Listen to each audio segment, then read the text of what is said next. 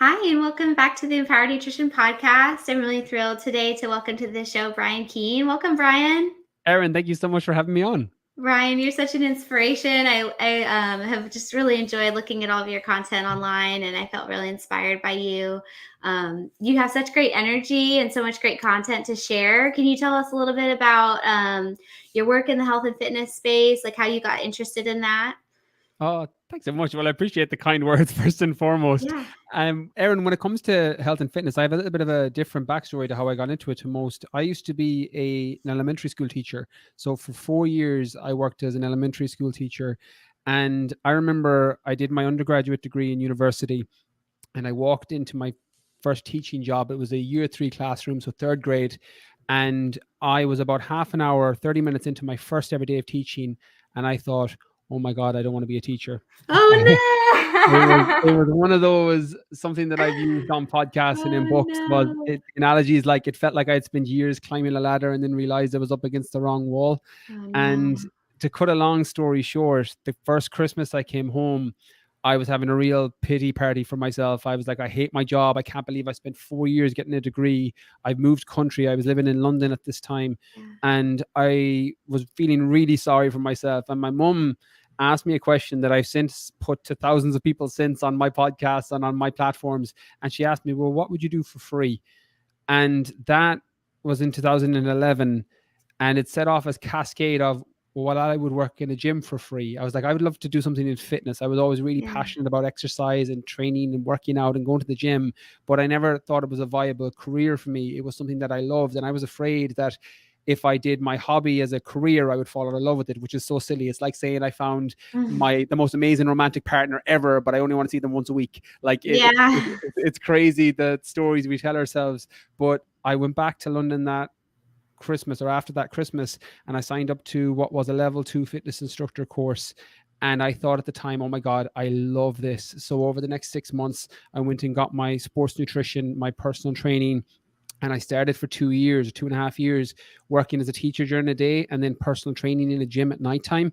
And in Mm. 2014, I made the jump and said, okay, I'm going to move back to Ireland. I lived in California, I'd lived in London, and I said, I'm going to move back to Ireland, the west of Ireland where I grew up, and I'm going to see if I can get this fitness business off the ground.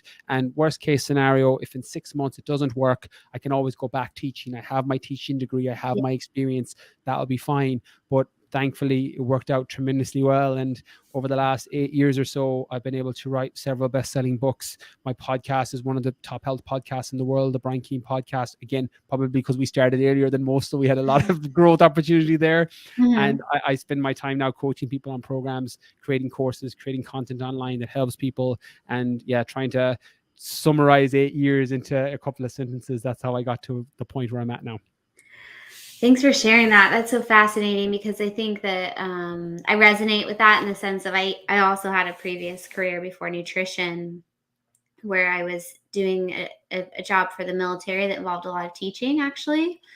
And it did at first feel like kind of a waste to leave the military, and it felt like I was starting over as a dietitian. But I think a lot of my success has come from my experience in teaching and educating. And I mean, think about how many trainers are in the world. I mean, almost an infinite number of trainers. So what sets you apart? I mean, I would guess that probably a lot of it is your teaching background and the way that you're able to translate information into something that's relatable for people is a big part of you, I think, from what I've seen. And so it's almost like it kind of worked out for the best. Oh, 100%. The beauty of teaching, what I didn't know back then that I know now, is you need to be able to break things down into its simplest form, or else your students Mm. aren't going to be able to understand it. And instead of now breaking down something like American history or the Civil War or compound fractions, I'm breaking down how calories work, how macronutrients work, how phytonutrients work, how vitamins and minerals are working in your body, how your hormonal and digestive system is affected by the way you train and the way you eat and the way you sleep and the way you recover. So it's very similar. The skill set's the same. It's just the topic is different. Yeah, and the age of their students.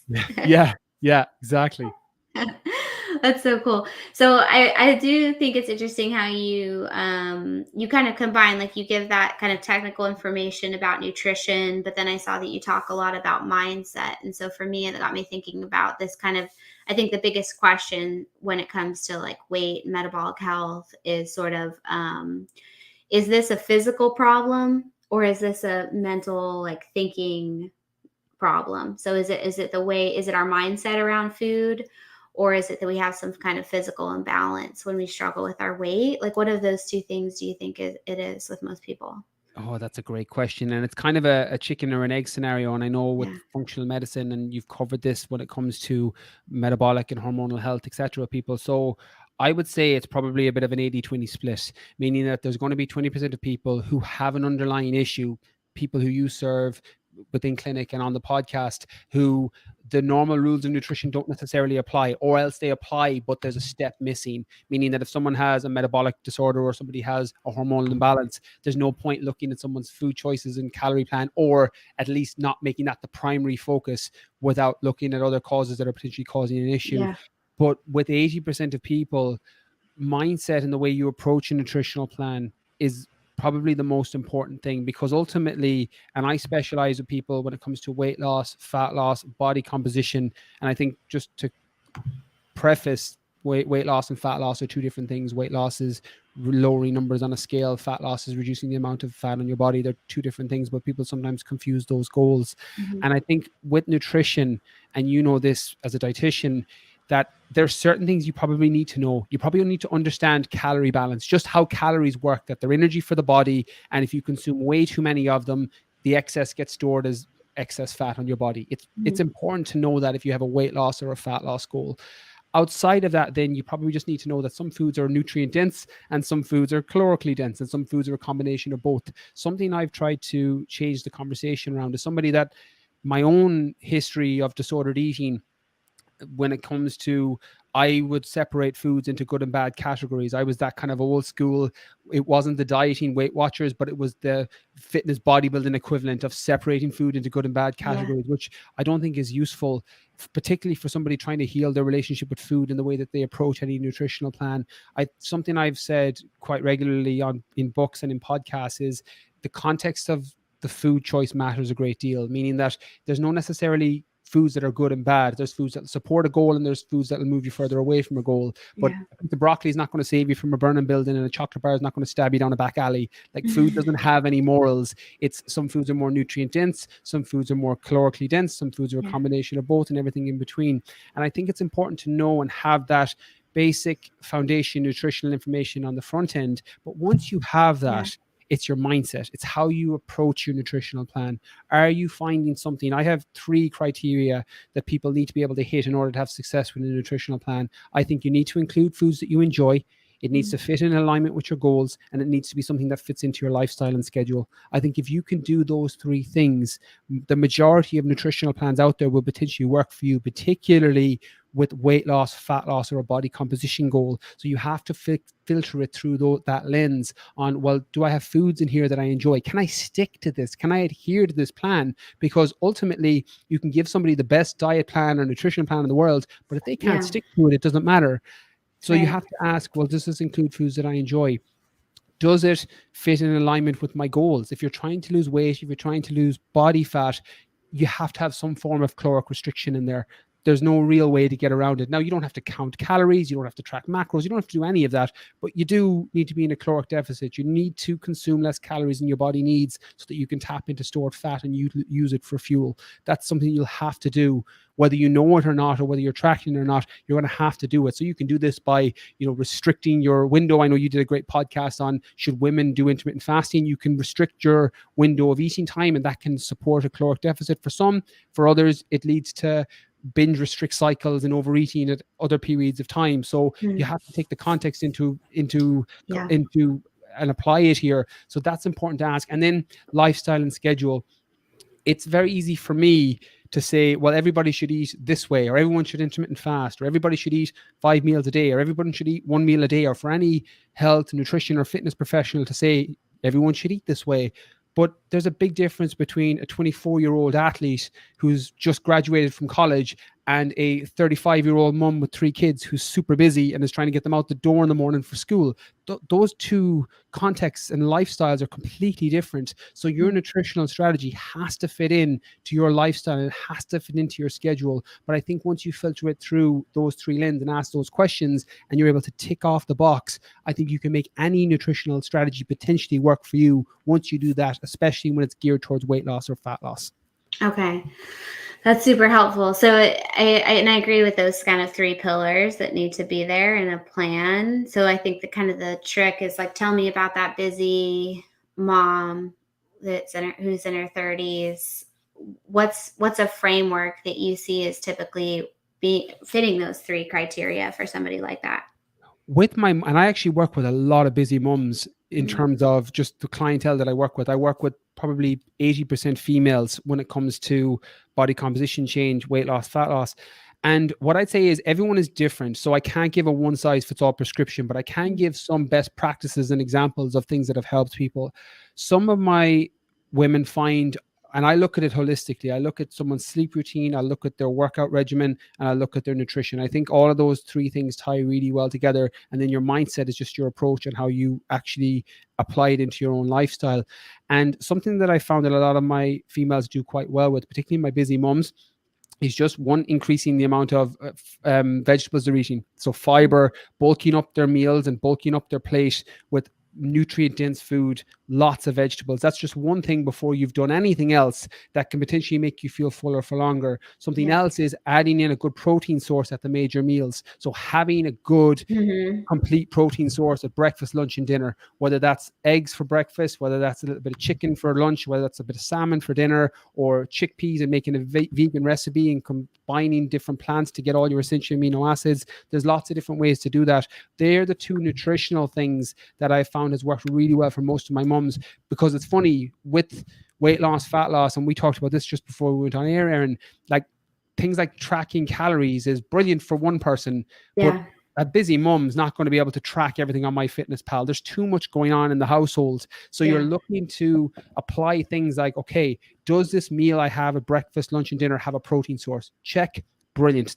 This meal is good. Does it have a vegetable source there? Lots of fiber. Check.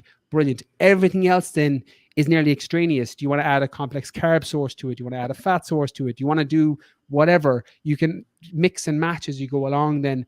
And I think not underestimating the how beneficial something like a step count is.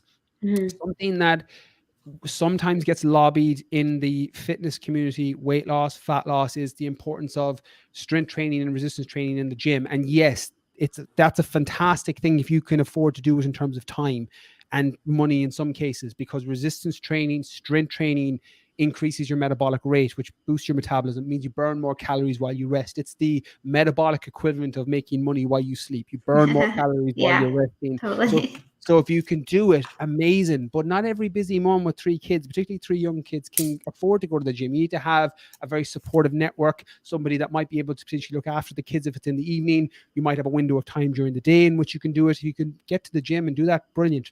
But something that's very underrated as a potential fat loss and weight loss tool is what's called your NEAT activity, your non-exercise activity thermogenesis. You're moving around. Yeah. So something like a step count, aiming for 8 to 10,000 steps every day if you can, all of that adds up and it can help you burn more calories throughout the day. And I'm not a go burn as many calories as you can. I actually don't think that's helpful advice for people, particularly with the functional medicine, as it's your area of specialty. I think that without context is Sure. harmful advice for people. It leads to potentially disordered eating, and where people are like, okay, I've eaten this amount of calories, I need to go Yeah. burn this amount of calories. I think that's completely getting away from holistically approaching nutrition and getting your body composition and vitality and energy levels up to Sure. where they need to be.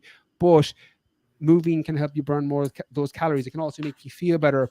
Yeah. It can increase your mood, etc. And all these things can improve dietary adherence, and then they can positively compound. If you're eating well, feeling energized, you're moving through the day, and then because you're moving during the day, you're sleeping well at night, and you're dropping into a deep restorative sleep. You're waking up, and your hormones are feeling more balanced, particularly things like leptin and ghrelin, your hunger and satiation hormones, and that's having this positive compound effect. And then your nutritional and mindset strategies are, okay, am I falling off my plan? Did I go off plan Hmm. today? Okay, that's cool. We reset and we get back on plan again the next day, and we do the same thing. And if you do it 80% of the time, you're going to get tremendous results. You don't need extreme diets for non-extreme results. Like if you want to be a professional model, or you want to, Mhm. be in the Olympics, yeah, you need an extreme dietary strategy that aligns with that extreme goal. But if you want to drop a few pounds and you just want to look better and feel better with and without clothes, then 80% of the time getting it right is going to be more than enough. Yeah. That's so amazing. But so like, and then let's keep going with this scenario because it sounds like we both met with this mom and we both set her up with, I do the same thing. We've got to start getting that protein, that quality protein every single meal. We've got to start bulking up on the fiber and the vegetables, quite a lot more than what they're currently doing. And then let's say that now what happens is you meet and they say, yeah, I can do this pretty well during the week, but then on the weekends it just falls apart and we go out to eat and I just keep, I can't, like, I'm emotionally eating, like when I'll have days when I'm just like I have feelings that I'm resolving with, like going to find some sugar, like dessert type thing. Or like, I'm just going through the drive through because I don't feel like I have like the mental energy to eat like our planned meals. How do you start to kind of like toe into that mindset piece with people to kind of help them through that side of it? I love that question, Erin. I have two approaches for people to consider here if you fall off track at the weekends. One is the what I call not pressing the all or nothing button. I speak about this in the last book, The Keane Edge, Mastering the Mindset for Real Lasting Fat Loss. That when you're coming up to an approaching weekend and you know that you're good Monday to Friday and then you quote unquote fall off track over the weekend, there's this attitude that can come with it where you go off plan on Saturday morning or Saturday afternoon or Saturday evening, and then you press the all or nothing button where it's like, okay, may as well start back on Monday, and you eat whatever you want for the rest of Saturday, the rest of Sunday. Yeah. And the analogy I use in the book is like, that's like driving down the motorway, getting one flat tire, getting out of your car and slashing the other three tires because Yeah, one went flat. totally. It's the dietary equivalent. Hmm. And the way you get around that is if you can heal your relationship with food, you're not separating them into good and bad categories. You've just gone off plan, you reset, and you get back on plan then after the meal. You don't say, okay, I'm going to throw the whole weekend out. You go, okay, that was good. I really enjoyed that those cookies or that ice cream. I'm going to reset now and I'm going to get back on track. Now, obviously, I know you've spoken about this on the podcast in the past. There's going to be microbiome issues, cravings, etc., that can come with potentially opening those floodgates, which is a different conversation. But in terms Hmm. of the mindset and the approach, that reset can be really, really helpful. The Yeah. other thing that I talk about, and I think is quite useful, and I actually use this with a lot of my clients, but I need to preface this that I would never do this with somebody who's coming in with an unhealthy relationship with food. Sure. But it's what's called a flexible dieting approach. So when I work with somebody in a program, I, particularly for fat loss and weight loss, I will do all the calculations for them. I'll calculate the macros, the calories, the everything. They don't necessarily have to do it themselves, but I need to know as their nutritionist and as their coach how Hmm. much they're consuming so that I can make changes based on how their body's responding. So Yeah. something that I've worked very effectively and can work effectively is what's called calorie cycling, where I'll strategically drop somebody's calories lower Monday to Friday so that they can have more free meals at the weekend, so they can Mm. bump that calories, but they're still in an overall deficit over the space of 7 days, which can Mm. support their fat loss goal. So that's another tool that if you have a good, healthy relationship with food already and you're just looking for the tactic that actually helps you with a fat loss goal for falling off track Yeah. over the weekend, you can potentially, I won't say undereat. I'm not saying go to Yeah. 800 calories, 1,000 calories, but you might Sure. go to 14, 15, 16, 1700, and then you'll bump them to 2,000 plus at the weekend because you're Hmm. having more free meals, more foods that you want, but you're still in an overall caloric deficit over the space of 7 days, which can support fat loss. So there are a Yeah. couple of things that people can consider. I like how you mentioned kind of looking at the week all together instead of day by day. I find that to be helpful. And there, like you said, there's multiple ways of doing that, whether it's just a mindset, like you described about, look, one mistake doesn't, we get out of this kind of diet thinking of like, I'm either on my diet or I'm not on my diet. And if I go off, it's over. And so I might as well just be crazy. Getting back to more like every meal and snack is a fresh start and a new dawn, and working on that. But then in addition to that, I think sometimes when people get in this idea of like, say they are tracking macros or they're doing a food log, they'll kind of start to think of each day as a separate thing, but your body obviously has memory of the Yeah. previous days. Like it does carry over. And so there's even an app I like to use with a lot of people called Carbon, where it's like you have this weekly check-in, or they'll do like a weekly check-in with me where it's like we're looking at the whole past 7 days and recalculating based off of that. And that can actually be a little bit freeing for people in the right situation, where it's like, okay, if you can't, you don't want to be like disordered and unhealthy during the week, but maybe you just sort of accept that you're going to have some natural like increase in your intake over the weekend, and you just kind of plan for that, and that can feel more in control than just kind of like, oh, I plan to eat exactly the same on the weekend I do during the week isn't as realistic for people. So if that's their plan, then they're going to feel like they failed every weekend. So why not just plan for it to look different on the weekend? I love that. And just to piggyback on what you said there, something that got quoted back for me a lot on the last book, The Keen Edge in particular, was I gave an example in there about saving money during the week. That if you're trying to save money and you have X amount of dollars coming in every week and you're putting aside $10 every day, Monday, Tuesday, Wednesday, Thursday, Friday, you've $50 saved at the end of the week. If you go out and blow $100 on the Saturday night, it doesn't matter how much you saved Monday to Friday. Yeah. All your bank account knows is you're down $50 on Saturday. That's Yeah. how calories are.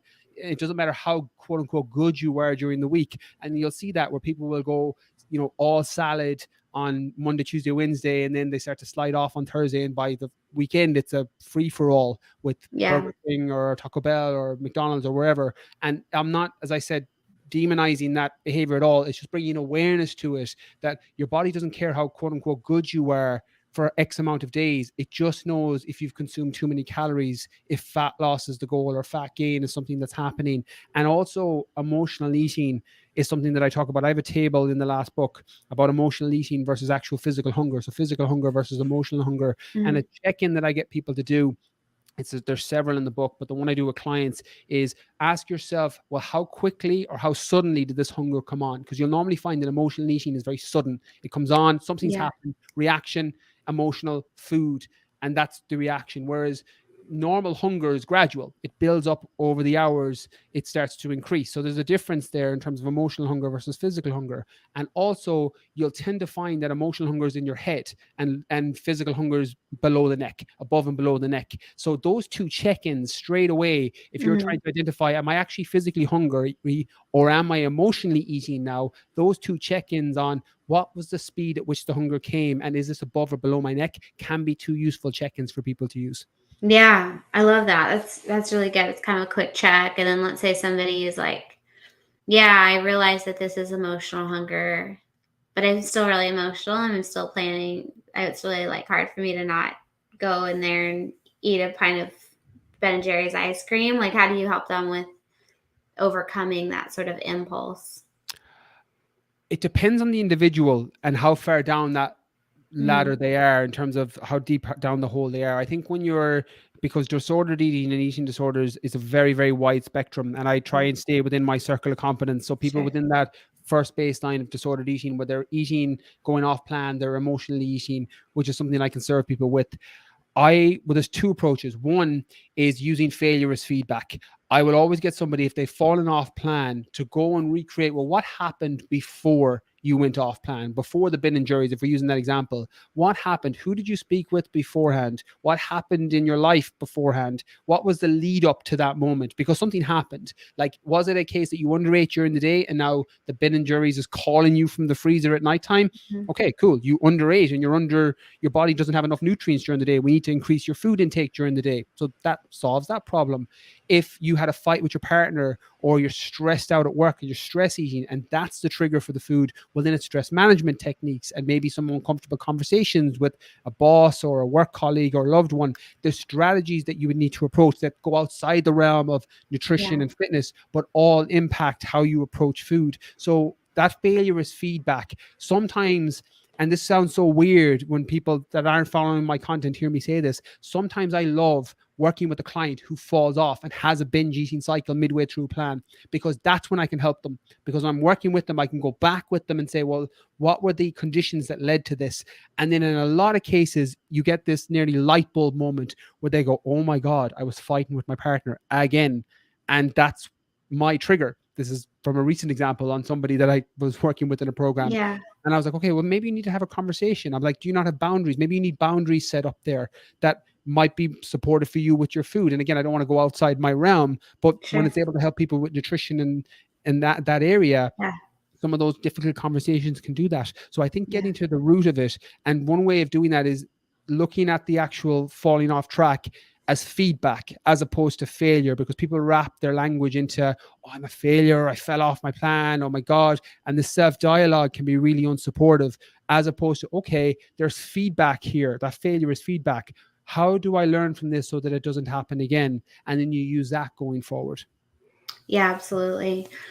Yeah, I mean, I think that mindset piece, like you said, there's a whole spectrum there where I would say that most people have some, it's normal to have some degree of emotional eating for pretty much everybody, or at least an impulse to Mhm. eat emotionally. And maybe if you're perfect at avoiding that and your diet's perfect all the time, you could almost call that disordered in a different way. And so it's just such an interesting spectrum. But like, I think you're smart to think about it that way in terms of like, use that as a teachable moment to identify potential triggers, think about what more difficult conversations or things that they need to do lifestyle wise or about their environment if possible. And then of course, like you said, if it's something that is potentially an actual eating disorder that warrants like mental health support, then absolutely, we get them that referral and help them get set up with that, and you can be a step in that path. But I think you can't do this work for very long without realizing that you kind of have to help people on that mindset side on top of like the technical, like food side. Yeah, and I think there's a big difference, and something that I open up the dialogue with people is the difference between wanting to have your favorite foods and needing to have those foods. There's a big difference Mhm. there, because I don't have any food off limit with people I work with, which sounds funny as a nutritionist. And I know you're a dietitian, it's slightly different when you're working with digestive, metabolic, or hormonal issues. But from a weight loss and body composition, there's no food off limits with people, but the quantity is off limits in terms of you can't have potentially a full tub of Ben and Jerry's every single night and expect to lose weight if you're 100 Sure. pounds and you're trying to get your weight down and trying to get your body fat down. But there's a difference between wanting those foods and needing those foods. And that's where I try and bring the awareness to.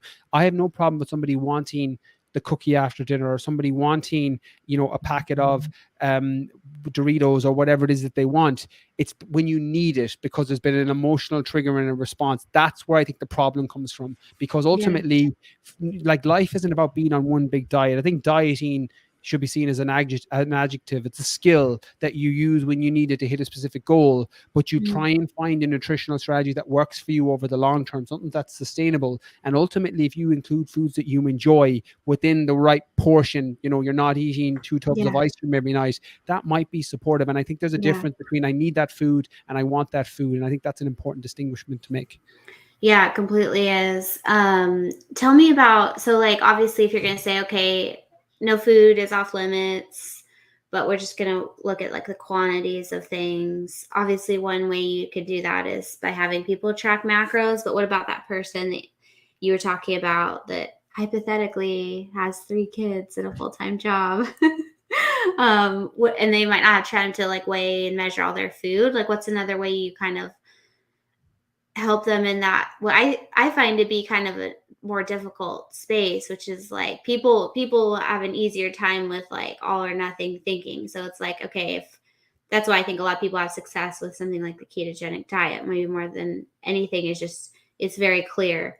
The things that have a significant amount of carbs in them, you just don't eat them. And like I don't have to weigh or measure anything, and I don't have to flirt with like how much of this brownie to eat. I just don't eat it. Whereas like what you're talking about sounds great. I can eat whatever I want, including some of that brownie, but I find in application it can be very difficult for people because now you've got the brownies in your house.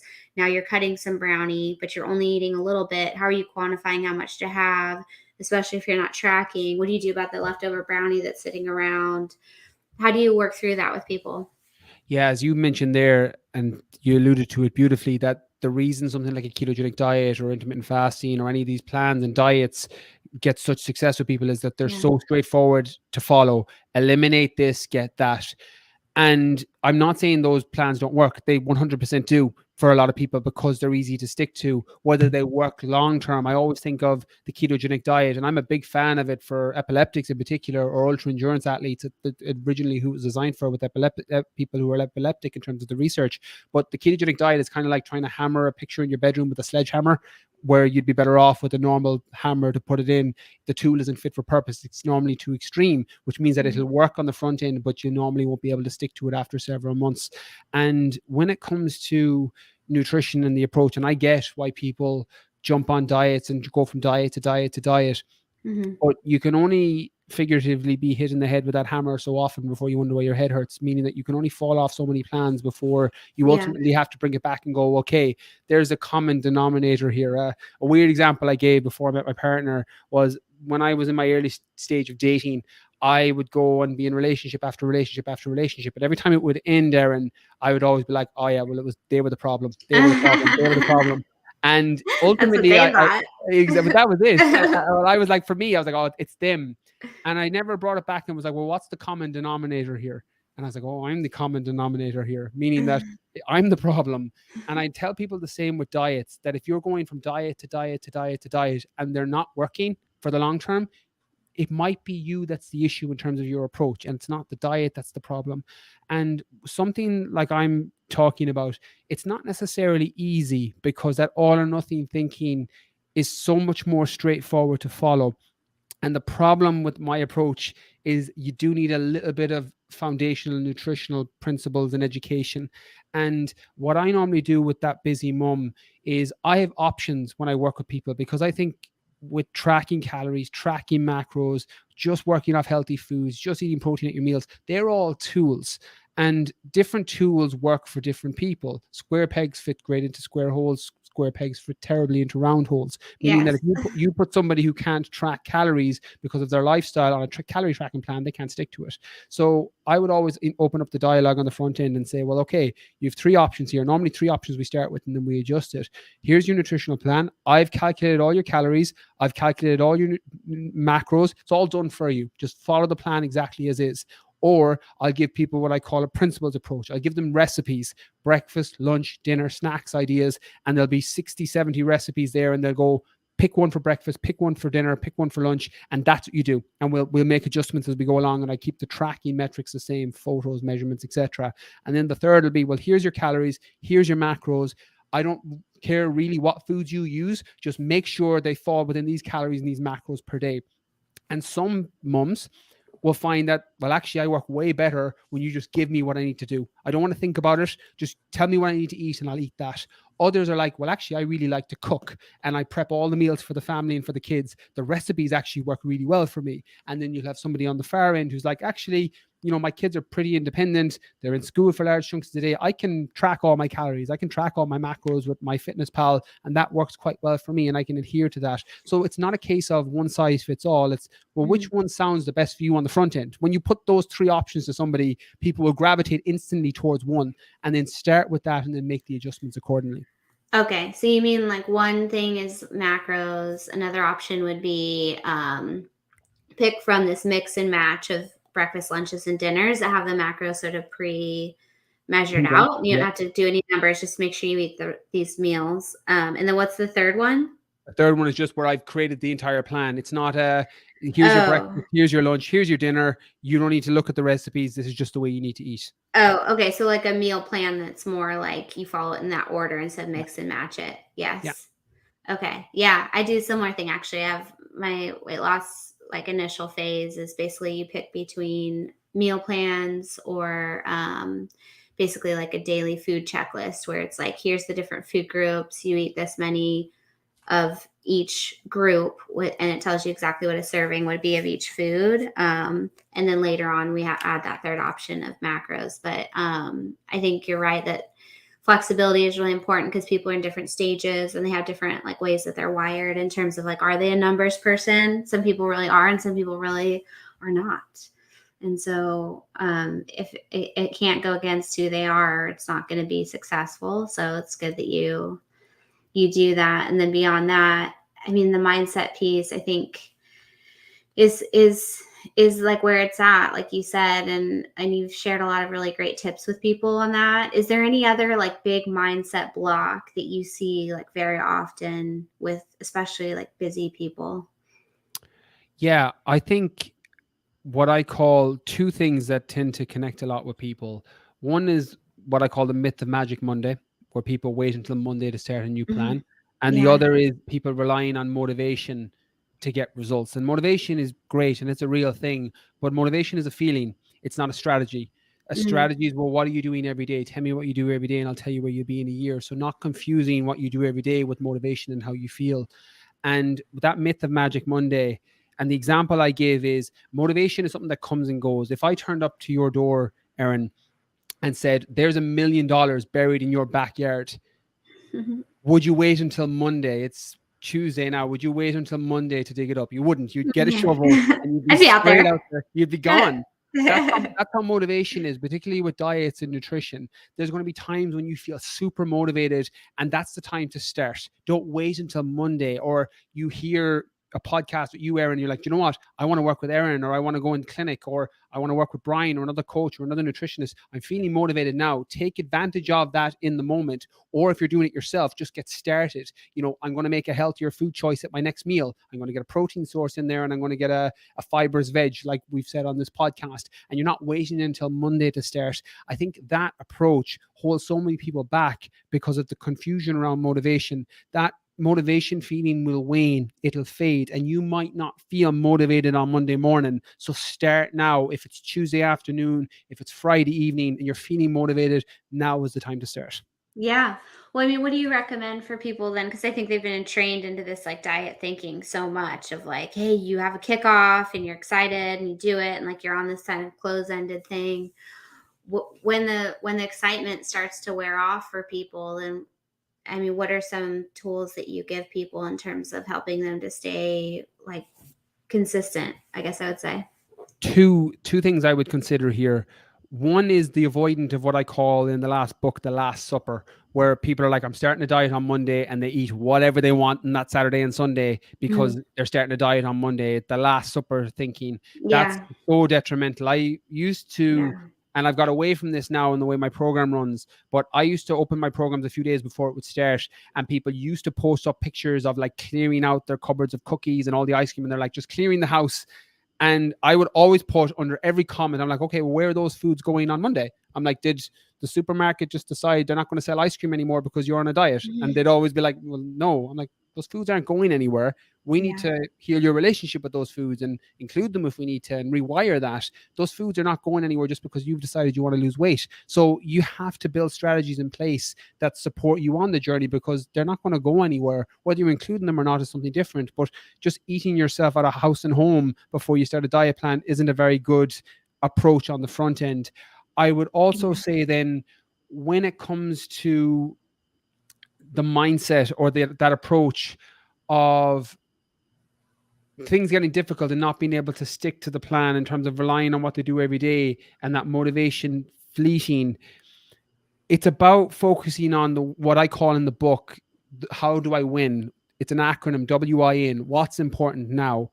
And if you're finding that you're not feeling motivated and you don't feel like getting your steps in, or you don't feel like going to the gym, or you don't feel like eating the food that's on your plan, you want to eat something else, ask yourself, okay, well, what's important now? What's the thing I need to do right now that's going to help me get back on plan? And then those tools will be different. If it's going for a step count and going for a walk, it might be uploading a podcast that gets you motivated to go outside. If it's going to the gym to do a workout, it might be uploading your favorite song or a motivational video on YouTube to get you from 0 to 1 and moving.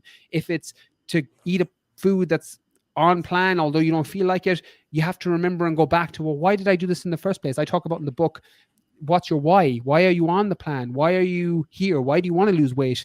And Yeah. reconnecting back with your why. Do you have a wedding coming up? Do you have an event coming up? Do you have a festival coming up? Do you want to just feel that internal confidence of fitting into your favorite dress? Do you want to be able to move around and play with your kids? What's your why? Why are you Mhm. on this plan? And then that can help you reconnect and get you back on and motivated in that state, because motivation is just that state change. And when you're feeling demotivated, you're looking for something that gets you back on plan. What's important now, and looking for something that gets you back into that motivated state so that you can make the right decision in the upcoming decision. Yeah, I agree. I mean, I'm every single course I teach, we do that exercise where it's like, why are you here? No, Mm. really, why are you here? No, really, why are you here? The deeper why, and then how are you going to keep that why center focus? And I think what's interesting or kind of almost hard for people in this space is kind of like, unfortunately, they've tried a lot of things. I think kind of like a misconception with people, especially if it's someone who is overweight, is that they are like lazy or they haven't tried or they're not motivated. I find that people who are overweight are some of the most hardworking, trying people I've ever met. They've tried so hard. Like they've really tried over and over and over again, and they haven't been successful. And it's heartbreaking, and it pushes them to sometimes disordered eating and self-confidence problems that kind of start to spiral the whole thing out. And so I think it's such a privileged space that we're in, where it's like you can take that person and that they'll trust you. It might be even like one last time that you got, in my experience, to put the two things together. The mindset piece has to be there, and then the physiological piece has to be there. So acknowledging that there are physical things that are causing this, with respect to gut health, with respect to Mm. insulin sensitivity, inflammatory status, all play a role in this. And so whether you realize it or not, like, you are doing that when you have them eat quality proteins and you have them eat more fibers and healthy fats and minimize processed food without having to be 100%. You're working on all those underlying physiological things that do drive up hunger and increase cravings and lower their ability to regulate their appetite as naturally. And it's like that, really, that couplet, I think, is the only way to go. Is you've got to support them physically and cognitively together, instead of just putting it all in one or the other basket. Like, oh, we're gonna only think of this as a physical problem and just recommend bariatric surgery or a extreme calorie deficit. We're gonna only think of this as a thinking issue, and we're gonna send you off to an eating disorder person, which isn't a bad thing necessarily. But I think it's uncommon to find somebody who really is that full package, and I think that, like, both of those sides of the coin are really inseparable. But what do you think? Oh, I couldn't agree more. I think the more conversations like this, where people bring a holistic view to health, wellness, body composition, weight loss, fat loss, the better, because it's not in an isolated bracket. Like I mentioned earlier, generally, and when I qualified first as a personal trainer, I never would have thought fighting with your boyfriend would be something that could affect your dietary adherence. And You and the more people I've worked with over, didn't? yeah, yeah, I did. Again, completely young 20s, early 20s, personal trainer. Just I didn't do it. I never How much made that that. factors in?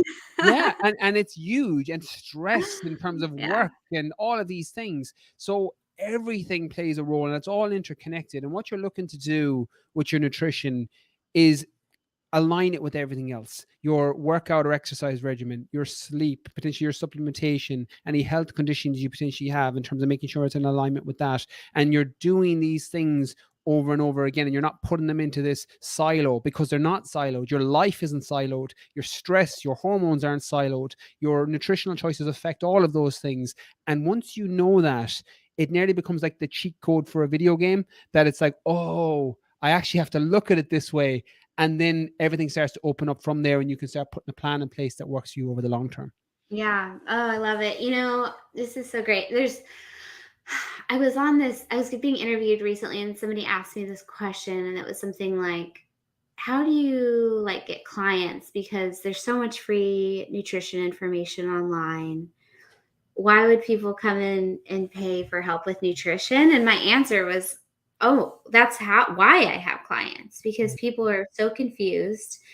They're getting pulled in 1,000 different directions. They don't know if they should be a carnivore or vegan or what in between, or if they should eat a bunch of small meals every day, or if they should eat once a day, or anywhere in between. It's very confusing, but I love the balanced approach that you take, that I think is very needed. And so it's your gift to the world. And I know you've shared a little bit that you have books, you have a lot of podcast episodes, you have courses, you have your Instagram account. Maybe tell people a little bit about, like, the best ways that they can find you and learn more about you. Thank you so much, Erin. I Yeah. love this conversation. I love what you're doing with the Thanks. podcast in terms of the different topics you're covering and supporting and helping people. Because I know with the clinic, it's a lot. You're doing a lot of extra work here that's serving people. So thank you for that. Yeah.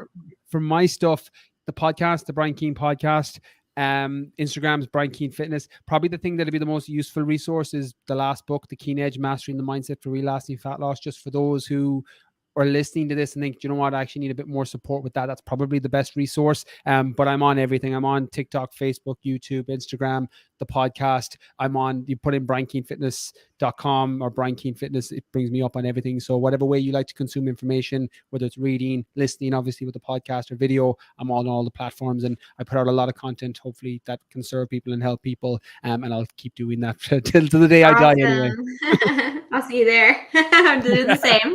It's Exactly.